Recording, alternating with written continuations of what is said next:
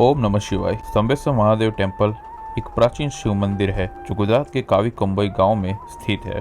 Bharuch district के पास इस मंदिर की खास बात यह है कि समुद्र के बीच बना हुआ है और समय के साथ दुबता और उभरता है, जो इसे एक अनोखा और अद्भुत मंदिर बनाता है।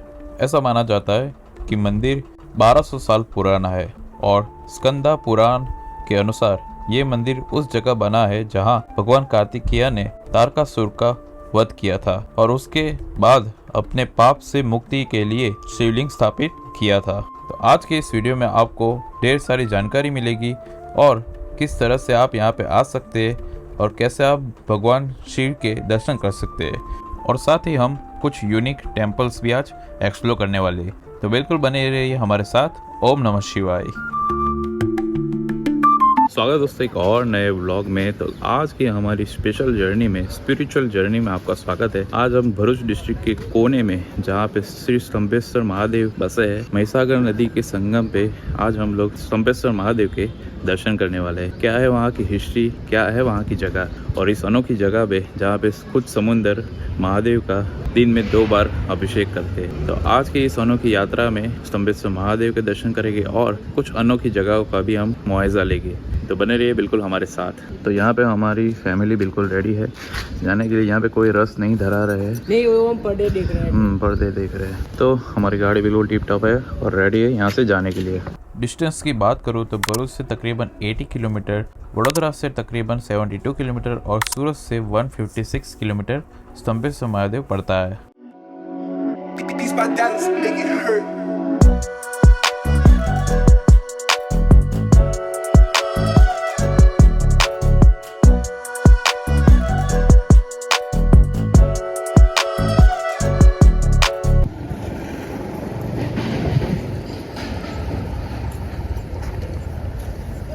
हाँ जी, तो हम लोग पहुंच चुके हैं अपने डेस्टिनेशन श्री स्तंभेश्वर महादेव टेम्पल। आज का दिन बड़ा ही, मैं ये कह सकता हूँ कि हम बहुत ही लकी है कि हम टाइम से पहुंचे, क्योंकि पानी जस्ट मंदिर के बिल्कुल पास ही आ चुका है, आप देख सकते हैं।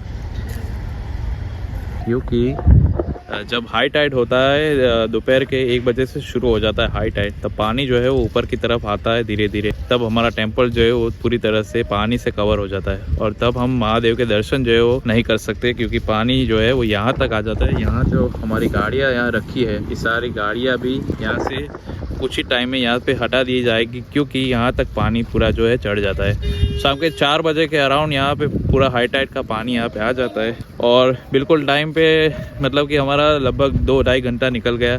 बीच में रास्ता वगैरह थोड़ा सा खराब था, इसलिए थोड़ा टाइम ज़्यादा निकल गया। फिलहाल के लिए मैं आपको दर्शन करवाता हूँ महादेव जी के।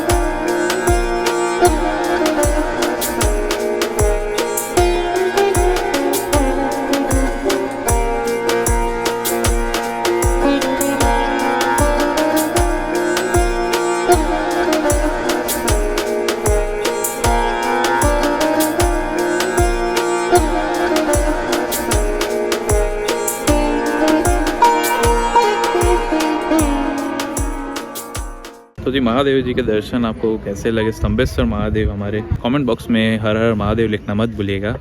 तो फिलहाल कुछ इस तरह की पोजीशन है हमारे हाई टाइड की। अभी समय तो नहीं हुआ है हाई टाइड का, लेकिन ज़्यादा अभी टाइम नहीं बचा है। मैं अभी यहाँ से मंदिर के परिसर में हूँ। अभी फ़िलहाल मैं मंदिर के परिसर में हूँ। मैं थोड़ा बाहर जाके आपको वहाँ जाके सारी डिटेल देता हूँ इस पूरी जगह की। वैसे यहाँ पे कुछ पुराने पोस्टर्स लगे, पहले देखिए कुछ इस तरह से मंदिर की डेवलपमेंट थी। अभी हम बाहर की ओर आए हैं और आपको एक अनोखी चीज़ मैं दिखाना चाहूँगा। ये देखिए, इसे कहते हैं बेबी क्रैब, जो कि समुद्र में पाए जाते हैं। ये अभी बहुत छोटे हैं, लेकिन इसकी साइज़ अभी और बढ़ेगी। इसके पास अगर आप जाओगे तो ये अपने गड्ढे के अंदर, यानी कि जो उसका घर है जो उसने बनाया, ये देखिए इस तरह से उसका घर रहता है, उसके अंदर ये चले जाते हैं। अभी ये एक ही है जो गया नहीं है, बाकी तो सारे चले गए थे। तो कुछ इस तरह से है हमारा स्तंभेश्वर महादेव का समुंदर का किनारा। और बता दो आपको कि ये एक बिल्कुल ही अनोखा मंदिर इसीलिए है क्योंकि दिन में 2 बार यहाँ पे हाई टाइड और लो टाइड की वजह से पानी जो है वो ऊपर की ओर आता है और हमारा मंदिर जो है वो पानी में समा जाता है। स्क्रीन पे आप लोग अभी देख सकते हैं कुछ इस तरह से पानी जो है वो मंदिर को पूरी तरह से कवर कर लेता है। जो कि पूरे किनारे तक वहाँ तक पानी पहुँच जाता है। तो अभी हाई टाइड का टाइम शुरू हो चुका है और पानी जो है वो यहाँ तक आ चुका है। अभी आगे की तरफ मैं नहीं बढ़ रहा क्योंकि पूरा कीचड़ वगैरह है, तो मेरे जूते वगैरह बिगड़ जाएंगे, इसलिए यहीं से मैं शूट कर रहा हूँ। बाकी ये पानी अभी 1 घंटे में अभी यहाँ है और 1 घंटे में जहाँ मैं अभी खड़ा हूँ वहाँ तक आ जाएगा। थोड़ी सी यहाँ पे डिटेल अगर दे दूँ तो ये पूरा जो एरिया है, ये जो आप देख रहे हैं महिसागर नदी का संगम भी आप कह सकते हैं, जो कि समुंदर की ओर समाप्त होती है हमारी महिसागर नदी। मही नदी के नाम से, जो कि वडोदरा के पास से गुजरती है, जो यहाँ से आगे की ओर जाती है। सामने की ओर सीधा 8 किलोमीटर आपको खंबात नज़र में यहाँ से तो नहीं आएगा, लेकिन यहाँ से डिस्टेंस की अगर बात करूँ तो 8 किलोमीटर पड़ता है खंबात। और दुवारण जो कि एक जगह है वो भी यहाँ से क्रॉस में पड़ता है। और यहाँ से समुंदर जो यहाँ से गुजरता है वो जाता है बे ऑफ खंबात। खंबात का अखात जिसे कहते हैं वो यहीं से आगे की ओर जाता है। तो यही है हमारे स्तंभेश्वर महादेव की अनोखी जगह और अनोखी कहानी। जगह आपको कैसी लगी कमेंट बॉक्स में ज़रूर से बताइएगा। बाकी मौसम तो गर्म है, लेकिन यहाँ पे ठंडक बहुत ही सही है। टाइमिंग की बात करो तो यहाँ पे मोस्टली आप 10 और 1 बजे के बीच में आप यहाँ पे दर्शन करने के लिए पहुँच जाएगा। सुबह के 10 बजे से लेकर दोपहर के 1 बजे तक। फिर पानी का जो लेवल है वो बढ़ता जाता है और आप हाई टाइड के टाइम से पहले अगर आप दर्शन कर ले तो वो काफ़ी सही रहेगा, वरना पानी में पूरा मंदिर चला जाएगा। और पुलिस प्रशासन यहाँ पे मौजूद है, जो कि आपको अंदर एंट्री नहीं देगा दर्शन के लिए। अमावस और पूनम के दिन में आते हैं तो यहाँ पे टाइमिंग थोड़ा सा चेंज रहेगा। की डिटेल्स मैंने आपको स्क्रीन पे दे दी है, तो उस टाइमिंग पे अमावस और पूनम में आइएगा, क्योंकि हाई टाइड और लो टाइड अमावस और पूनम में थोड़ा सा डिफरेंस रहता है टाइमिंग में। अगर यहाँ से एक ब्रिज बना दिया जाए खंबात की ओर तो 8 किलोमीटर तक मुझे यहाँ से, वैसे मैं अपनी आंखों से देख सकता हूँ सामने की ओर थोड़ी सी झलक दिख रही है। मैं मोबाइल से तो आपको क्या ही दिखाऊंगा, यहाँ से तो नहीं दिखेगा मोबाइल से, लेकिन मैं थोड़ा देख सकता हूँ कि सामने की ओर खंबात मुझे यहाँ से विजिबल है। तो अगर ब्रिज अगर होता है यहाँ से तो खंबात आप बिल्कुल 10-15 मिनट में यहाँ से पहुँच जाएगी। जो पहले था ये अभी डेवलप किया गया है, 10-12 साल से अभी ये पूरा डेवलप किया गया है। लेकिन इससे पहले जो मंदिर था कुछ इस तरह से जो आप स्क्रीन पे अभी देख रहे हैं, उसका डेवलपमेंट ज़्यादा नहीं हुआ था। तो मैं उस टाइम पे भी आया था, लेकिन 10-12 साल से इसे रेनोवेट किया गया है और सरकार ने भी काफ़ी मदद की है इस चीज़ को ऊपर लाने में। भाई धूप में गन्ने का जूस तो बनता है ये। यहाँ पे देखिए मैगी भी मिल रही है। और एक चीज़ आपको दिखाना चाहूँगा, यहाँ पे कावी का हलवा जो कि बेहद फेमस है यहाँ का, ज़रूर से एक बार से ट्राई कीजिएगा, काफ़ी अच्छा रहता है। अब हम यहाँ से सीधा ऊपर की ओर यानी कि आश्रम की ओर बढ़ते हैं। यहाँ पे खाने पीने की चीज़ें आपको आसानी से मिल जाएगी। अगर आप कुछ खाना चाहते हैं या पानी पीना चाहते हैं या कुछ ठंडा करना चाहते हैं, सीधा भी हम ऊपर की ओर जहाँ पे आश्रम बनाया गया विद्यानंद महाराज का, यहाँ पे सेवा के रूप में आपको खिचड़ी कढ़ी जैसे नॉर्मल आहार आपको आराम से मिल जाएगी। इन बंदरों से थोड़ा सा सावधान रहिएगा।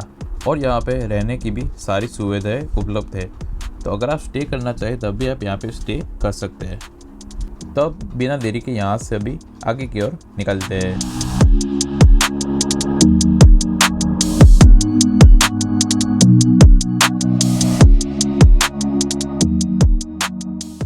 श्री स्तंभेश्वर महादेव के दर्शन करने के बाद बीच में आता है जैन तीर्थ स्थल। ये मंदिर काफी प्राचीन और भव्य है। 1645 में इस मंदिर का जीर्णोद्धार हुआ था। इसकी विधिवत स्थापना श्री विजय सेन स्वर जी ने की थी। इसका नाम सर्वजित प्रसाद रखा गया था। भगवान धर्मनाथ की यहाँ पे मूर्ति स्थापित की गई है, जो कि 1655 में की गई थी। मंदिर का कई बार जीर्णोद्धार हुआ है और इस मंदिर का निर्माण सास और बहू के झगड़े से हुआ है और इसके पीछे की कहानी काफी रोमांचित है। एक बार सास अपने इस मंदिर में, भव्य मंदिर में दर्शन के लिए आई, लेकिन बाहरी का दरवाजा, जो एंट्रेंस का दरवाजा है, वो काफी छोटा था। तो सास ने बहू को यहाँ पे ताना दिया था और उस ताने की वजह से बहू ने अपने मायके से मिले हुए पैसों से निवास की तरह चमकते हुए 52 मूर्तियों का एक बड़ा सा मंदिर अंदर से बनवाया, जो कि बहुत ही भव्य है। और यही देख के सास को भी बड़ा ही अचंभित और गुस्सा आया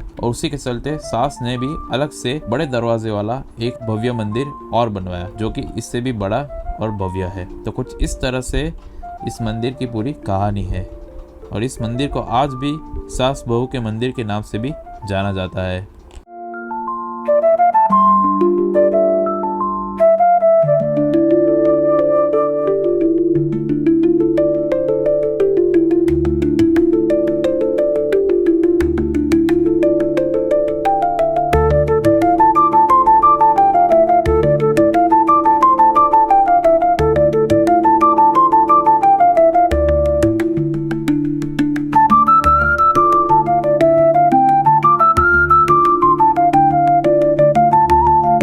अगर आप यहाँ पे स्टे करने चाहते हैं तो आपको नॉन एसी और एसी दोनों का ऑप्शन स्टे करने के लिए मिल जाता है।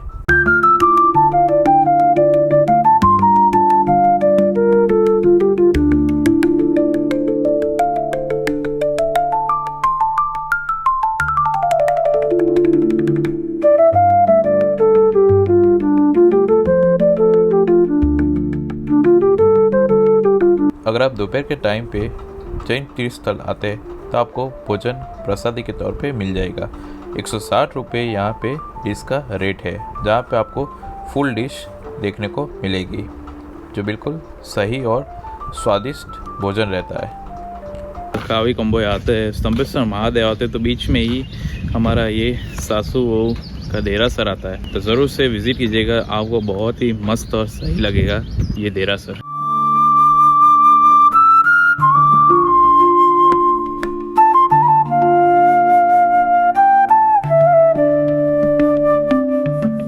रास्ते में दयादरा गांव से पहले एक मोड़ आता है, जहाँ पे मान बाबरवीर महाकाली माता का टेम्पल है, जो कि बेहद खूबसूरत और भव्य है।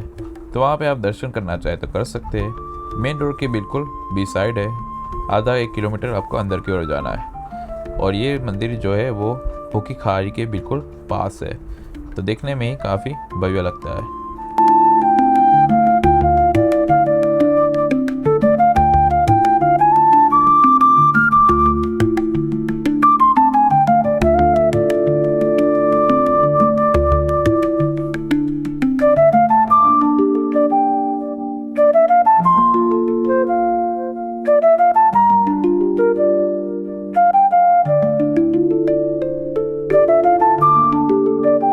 आज तो हम लोग आ गए फिर से घर पे। बहुत ही मजा आया आज की इस पूरी जर्नी में। अगर आप वडोदरा भरूच से तो हम गए ही है, लेकिन अगर आप वडोदरा या सूरत से, तो आपको मैं रेकमेंड करूंगा कि आप थोड़े से जल्दी निकलिएगा, क्योंकि रास्ते जो है वो बीच से थोड़े से बिगड़ जाते हैं। आमो से जम्बूसर तक का रास्ता जो है वो ठीक है, और जम्बूसर से सिटी से बाहर निकलेगा रास्ता तो उससे भी खराब है, क्योंकि डेवलपमेंट अभी स्टेज पर है, इसलिए थोड़ा सा अर्ली निकलिएगा। और भरूच वालों को भी मैं कहना चाहूंगा कि अगर आप भी जाते हैं तो थोड़ा अर्ली निकलिए, ताकि आप धूप वगैरह आपको फेस ना करना पड़े। फिलहाल अभी हम लोग आ गए घर पे, वो भी 4 बज गए हमें घर पे आने के लिए। और जो भी बीच में मैंने डेस्टिनेशन कंप्लीट किए, सासू बहू के देरासर और मान महाकाली शक्ति टेम्पल, जो आप बिल्कुल अच्छे से कर सकते हैं। रिटर्न में अगर आप आते हैं तब भी कर सकते हैं, और जाते वक्त भी आप कर सकते हैं। जो महाकाली शक्तिपीठ का जो टेम्पल है वो मैंने लिंक जो है वो डिस्क्रिप्शन में दे दी है, आप उसे फॉलो करके आप वहाँ पे पहुँच सकते हैं। बिल्कुल आसानी से आप वहाँ पे पहुँच सकते हैं, और रास्ता जो है वो भी काफी अच्छा है। सारी डिटेल्स जो है वो मैंने स्तंभेश्वर महादेव की आपको दे ही दी है, कैसे आप वहाँ पे जा सकते हैं, कैसे पहुँच सकते हैं, क्या क्या चीजें रिक्वायरमेंट है। तो मिलते हैं नेक्स्ट व्लॉग में, तब तक के लिए बाय, जय श्री कृष्ण।